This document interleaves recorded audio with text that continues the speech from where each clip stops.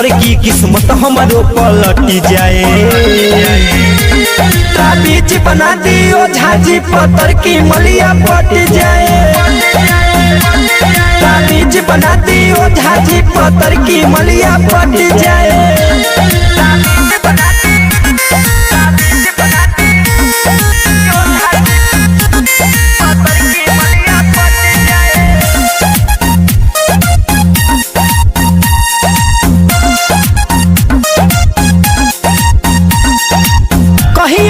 करी हम बाबा जी सबर ओके बना दो ना हमारे लभर।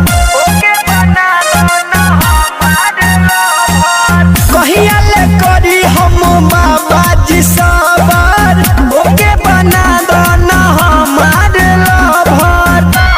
और दिलवा में ओकरा हमारा लाल वाला फीलिंग जागी जाए। ताबीज बना दियो झाजी पतर की मलिया पट जाए। ताबीज बना दियो झाजी पतर की मलिया पट जाए।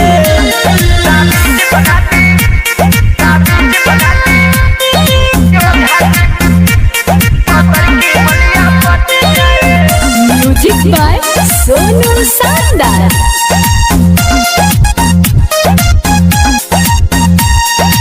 सोनू पेंदर के पूरा करी रिस हो दे दे हो बाबा मुँह मांगल फीस हो।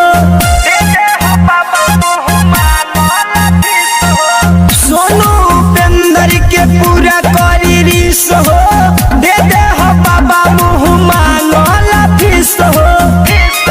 कदी चमत्कार एगो किस्मत के दिया बढ़ जाए। ताबीज बना दियो झाजी पतर की मलिया पट जाए। ताबीज बना दियो झाजी पतर की मलिया पट जाए।